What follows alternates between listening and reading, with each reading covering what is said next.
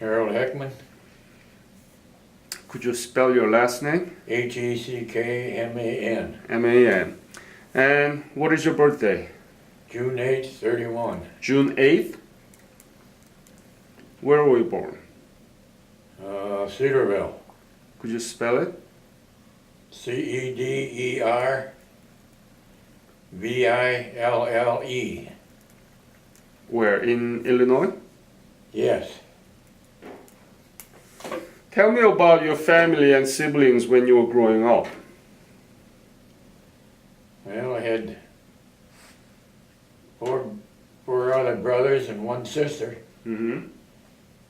And I am the oldest, and the youngest one is still living. The rest of them had all passed now. When you were growing up? When I was growing up, Yeah. where I went to school and stuff, Yeah? well, I started out in Cedarville, up on the hill, it was 2 stories. And from there I went to Dakota, in a little country school. Mm-hmm. And that's where I graduated from grade school, and I went to a year and a half to Freeport High School. Uh-huh. When did you graduate? Oh boy, what year was it? 1940, what is it? 8, I think. 48? Yeah. And, I really didn't graduate. oh, I only had 1 semester to go, and then? and me and the principal got into it, Oh, and I left. wow, that was a big decision, huh? Yeah. Wow. So what happened? What did you do then? What did I do then? Yeah. And I kind of went to work on one of my friend's farms. Mm-hmm. And I was there, I don't recall how many years. Probably 5 or 6 years I worked with them. And then they had 2 boys that was going to Freeport High School. And the one drove, so I went right with him to Freeport High School for a year and a half. And then the family moved up to Dakota. South Dakota? Huh? Dakota. No, not South, just plain Dakota. Oh, okay. Dakota. Okay. And I went right along up there with them. And I went to Dakota High School. That's where I got just about all my education. Did you graduate Dakota High School? I didn't graduate. You didn't. So, when did you join the army? The Korean deal, Yeah. 52. 1952? Yeah. And where did you get the military training? Basic military training? Camp Cook, California. Mm-hmm. And when did you leave for Korea? 52. Mm-hmm. What month? What was it, July, July? I think. Hmm. I was 6 months in California. Then I got on a slow boat to China and went to Korea. Mm. And where did you arrive in Korea? Where? Where?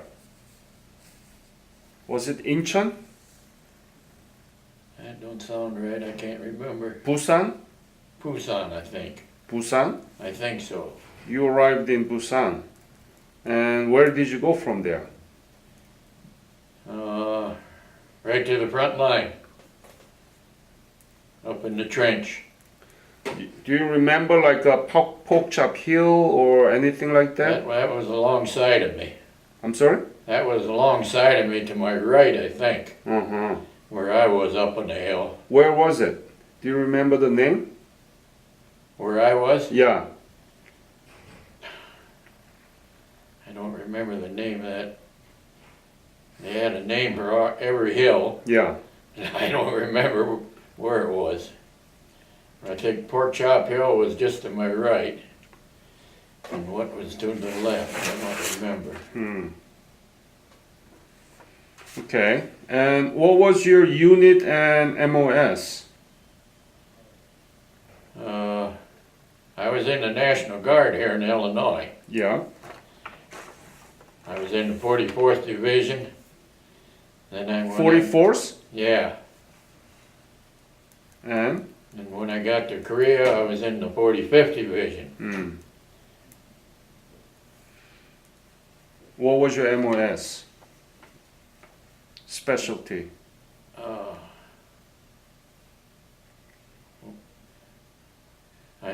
I'm short-handed now. I can't remember what that is. No, you don't have to remember the number, but were you a rifleman or did you? Oh yeah, I'd be a classified a rifleman, but I had the BAR all the time. BAR? Yeah. What is that?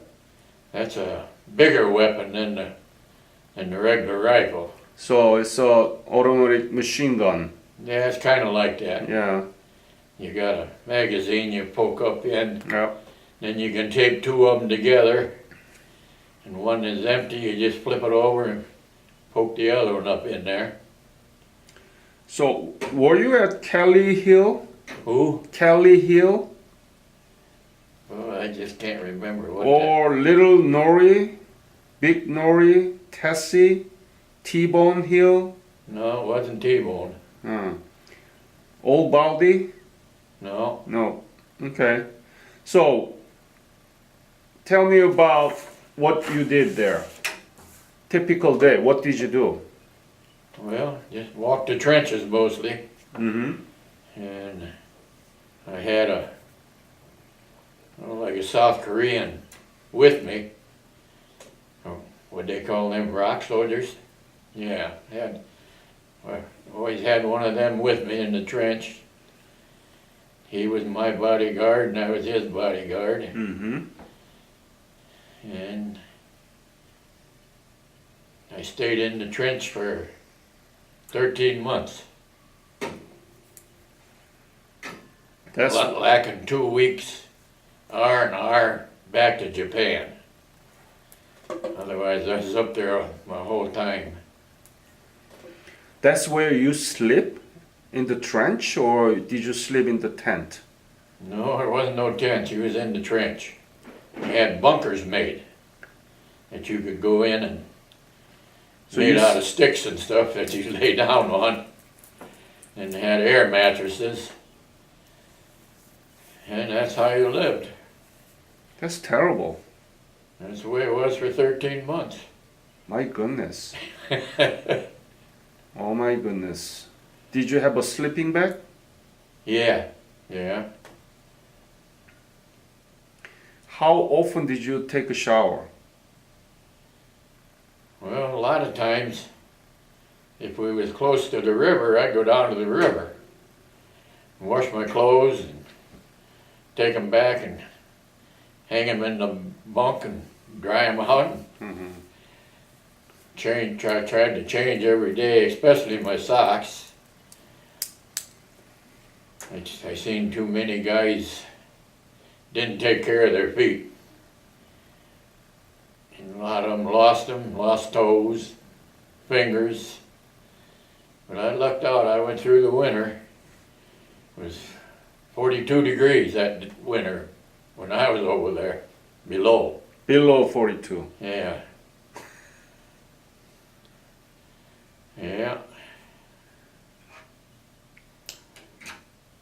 So, how was the battle situation there when you were there in 1952? It was a kind of stalemate, or what? How was it? There was quite a bit of action yet. Tell me about those. Well, I went to, when I was in National Guard, I went to camp for 2 weeks every summer. That was 3 summers. So I got acquainted with some of the stuff in there. And before I went to Korea, and I got over there, and the big general of the division, he gave us a speech right off the bat, and he says if you was out on night patrol or anything, and anybody bugged out, you better have somebody take him out, Mm-hmm. or I'm going to take you out if I find out. He was a mean one. Yeah. He'd been busted before. He was trying to come back in his rank. I think he was a 2-star at that time again. What's his name? Remember? No. I Anyway. only ever seen him once. And that first night I had to go out on night patrol. Oh, scared to death. Must be, right? Huh? You don't know where you are, and you don't know where the enemies are, and I know you're going down a big hill, then you get into the valley, then there's another big hill going back up. That's where the people we didn't like, and we still don't like them.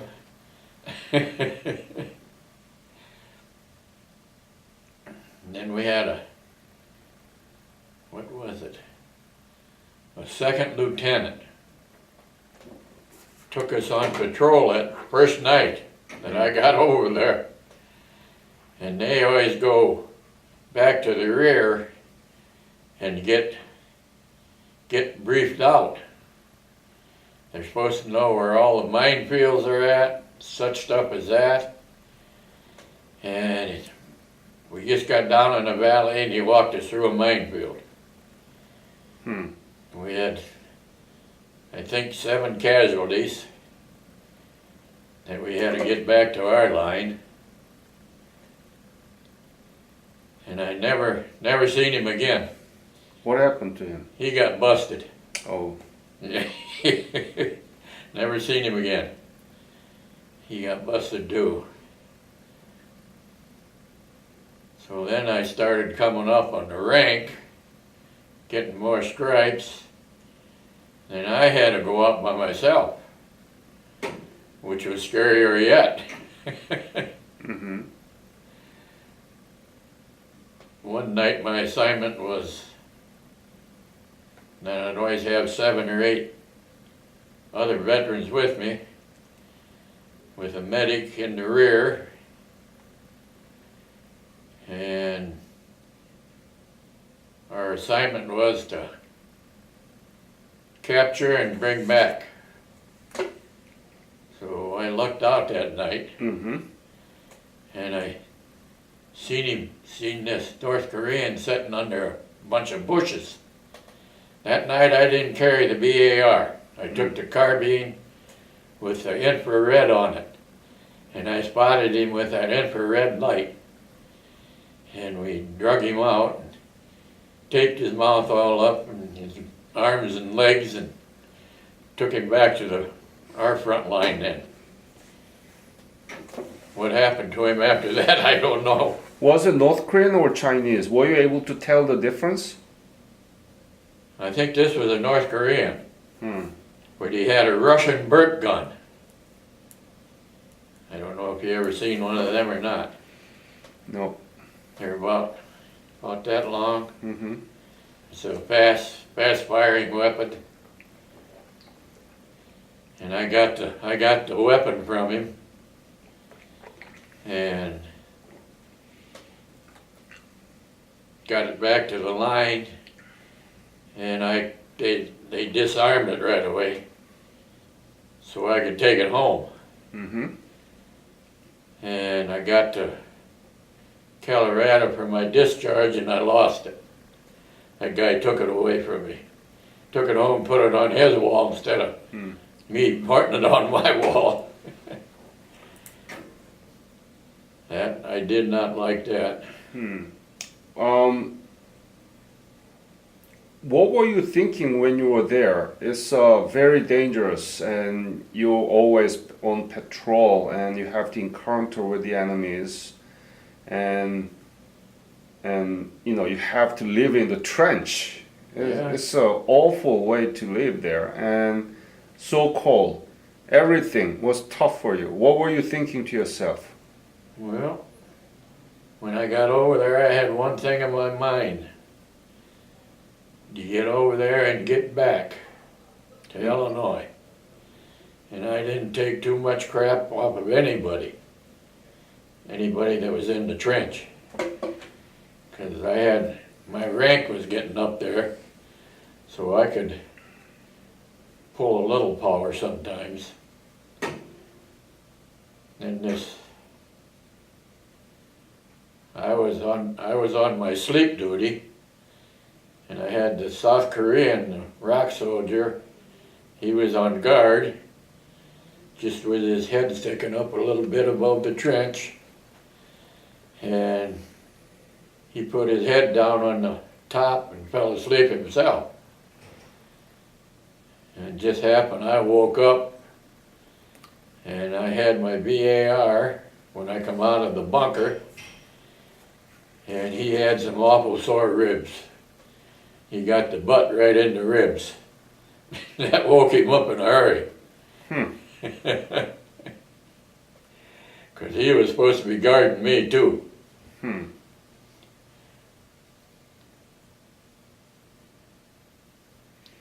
I was staff sergeant finally by the time I got out. And I had what ribbon did I end up with? Not the Purple Heart, but the next one down. Bronze Star. I had the Bronze Star. For what? For bravery going out out of the trenches, down the hills. And Tell me about that incident where you got this Bronze Star. Can you provide a detailed description of what happened and how you got it? I think that's when we captured that North Koreans? North Korean. Oh, that you got, okay, Bronze Star for that. But I got it later. I got it on my license plate and everything. Yeah. That's as high as I wanted to go. Usually the Purple Heart you get blown up and tore apart and stuff like that.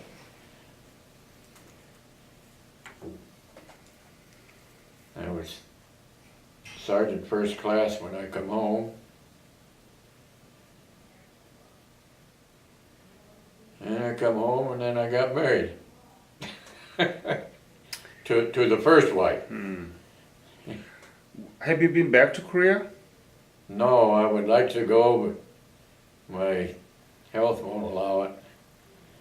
I can't even get out to Washington. I'd like to get out there. For honor flight? Yeah. What is your health problem? Oh, I can't walk Why? because my legs are gone and my back are gone. Is that diabetes? Yeah. Mm. And I had 3 years ago, I just about passed with my heart quit beating. I was down to 32 beats a minute, and it's supposed to be 60 to 80. So they throw what do they call it in my chest up here? Oh, helps your heart keep beating. Yeah. Do you know what happened to Korea now? I mean, do you know about the Korean economy, Korean democracy, what's going on there in Korea? Pretty much I see it every day on TV. Tell me about it. Well, it don't look very good with that guy over in the north. Yeah. With the North Korea, yes, it's very threatening. But what about South Korean economy and so on? Do you know? I don't know too much about that. You don't know? No, not really. Do you remember the Korea that you saw in 1952? Yeah, it wasn't much there. Much there, right? No, No. little grass huts and stuff they lived in, and now they all live in high rises, I guess, and stuff like that. Yeah, that's what I'm talking about. Yeah. You know that Korean economy is 11th largest in the world. Oh yeah. It's so amazing. The country that you saw completely destroyed and demolished and so poor, Yeah, now it's the 11th largest in the world. yeah, That small country without drop of oil, yeah, we don't have natural resources. That small country with nothing now is 11th largest economy. What do you think about that? what's the population now? It's a 50 million. It's a what? 50 million. Oh, 50 million. Yeah. Oh. I never realized, to this day, I don't even know how big South Korea really is. Because I went in and I come back out and away I went. But don't you talk to other people, other Korean war veterans who've been to Yeah. Korea, back to Korea, and yeah, don't they tell you talk how, to them all the time. And, what do they tell you? oh, about the living quarters, and I think they got underground railway now, and stuff like that. It's bigger than New York City. Have you been to New York City? No, It's bigger than Chicago. Have you been to Chicago? oh yeah, Seoul is bigger than Chicago. Seoul is? Yeah. Oh yeah. Maybe not in I terms. think that's where I went in, Seoul. Seoul, yes. Yeah. Do you remember the Seoul? Remember? It's like a Chicago. I'm not sure whether it's bigger than Chicago, but it's like a well advanced 10 biggest, among the 10 biggest metropolitan city in the world is Seoul now. Oh yeah. You remember the Seoul you saw in Yeah, 1952? probably a little bit of it. What do you think? What do you see in 1952 Seoul? Well, there wasn't too much there that I can remember. Like I said, the living wasn't very good. Grass huts and all that kind of stuff. Mm-hmm. So what do you think about this transformation that has been done? I mean, you are part of the history that the Korea miserable now is one of the best. What do you think about this? Well, I'm glad it took place after we left there. I'm sure we helped to get it a-going. Yes, you did. Yeah. If it wouldn't have been for us, I don't think it wouldn't be where it is today. It'd be like it was in 52. Mm-hmm. Yeah. Got roadways, highways, railroads underground. And of course, I think the Japanese got that too, ain't they? Yeah, we were under the Japanese colonial control for 35 years.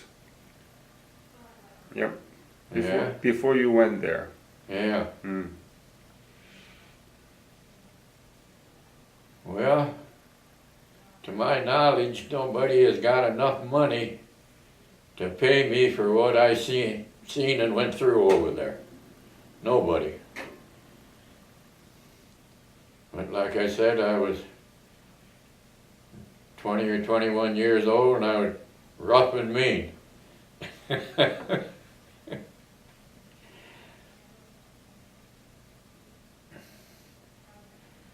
Yeah. What do you remember more about Korea?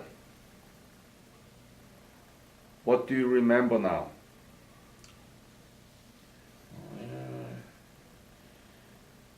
It wasn't a very nice country to go to. South Korea or North Korea. I was just not too far from the DMZ in the trench. Mm-hmm. Yeah. But I can't remember what the hill was. I don't know if I've got any records at home of it or not. I was only worried about one thing, get over there and get back. Get back. And you get back safe. Yeah. Yep. Pretty good health then, but Mm. now it's not too good. Everybody is suffering from, Yeah. exploration of parts warranty. Yeah. Are you proud of your service? Oh, yeah. I still get some of my papers out once in a while, read through them, discharge papers and stuff like that. Mm-hmm. Yeah. I was really mad when that guy took that weapon away from me, But you were not able to bring it back here. No, he took it home to his house. His house? I'd bet any amount of money it's hanging on his wall. Yeah, it was only about that long. You fired from the hip. Yeah. Yeah. So you have your Bronze Star home. Right? Bronze Star. The medal that you got. Yeah, I got that at home. Home. Any other episode that you want to tell me when you were in Korea in 1952? Well,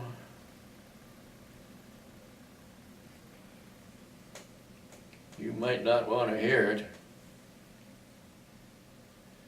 Maybe I shouldn't even tell you. Tell me. I was out on patrol one night with 7 or 8 guys with a medic in the rear. He was a Puerto Rican, Mm-hmm. which I never have liked since, and he bugged out on us. What do you mean? Took off for the front line, our front line, when we got hit Mm. out on the patrol. So I had the radio. The last man in the patrol had a radio, and I told him to take him out when he went past. So that's what he did, because I wasn't going to have that general take me out. So that was about the biggest deal of my night patrols. Outside of capturing that one and walking through that minefield the first night.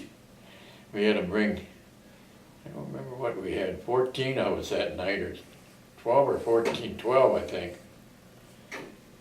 And we had to carry 7 of them back when that mine started going off. I guess I was lucky in the right place. Hmm. Do you have a nightmare or PTSD? Oh yeah, once in a while. How does that happen? Tell me, what's happening to you? I don't know. And it seems like I'm wide awake. Hmm. Unless I wake up at the right conclusion. It's not too often anymore, but once in a while it happens. Mm-hmm. I don't watch no war movies or anything like that, Hmm. because I know what'll happen then. Yeah. Any regret? Huh? Any regret that you went there and fight there? No. Not after I come back and learned what I did learn.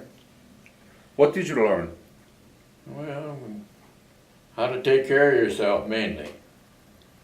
That's the main thing. Mm-hmm.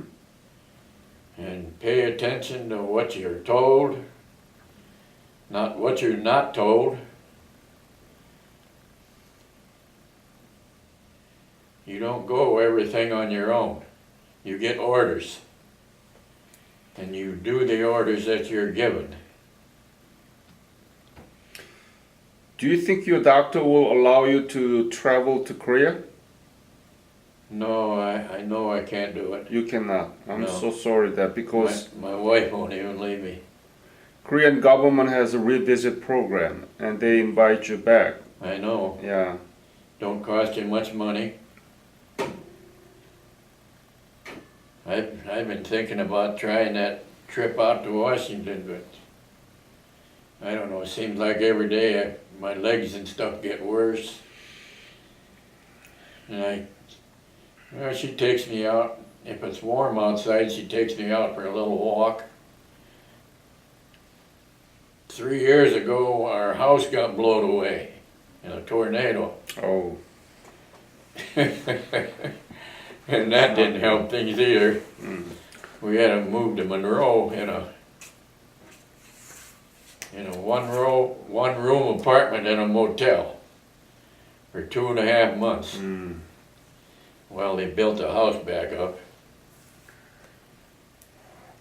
Any other episode that you want to leave to this interview? Important one that you didn't tell me? Oh, I think that pretty much would cover it, probably. I was glad to get there and do what I was told to do and get back out of there. Harold, on behalf of Korean Nation, we want to thank you for your fight. And we're not going to forget. And this is why we are doing this interview, so that teachers and students will listen from you about your honorable service. And your 13 months in the trench, all the sufferings, resulted in the modern Korea, which is 11th largest economy in the world and most substantive democracy in Asia. So you should be proud of you and your service. Yeah, never had no regrets. Come home and kept on a-going. Got married and got home in 53, I got married in 54. That didn't work out. Worked out for about 31 years. Then the bottom fell off from under it. Then I got with this one here. She's a lot younger than I am. Maybe it's a good thing because she's my nurse now. Wouldn't be for her, I'd have hard times of getting around. Mm-hmm. So thank you very much for sharing your story with me, and we'll edit this and then we'll use it in the classroom, okay? For your youngsters. Yeah, yes. For the youngsters of Korea and the United States together. Yeah. Thank you. What, will there be a book or something come out sometime? I don't know, but we are making digital history kind of teaching materials with it. Oh, yeah? Okay? Okay. Great, thank you. I'll keep my eyes open in case something, Yeah, we'll let you know. if I stick around long enough. Yes, you will. You will. Thank you.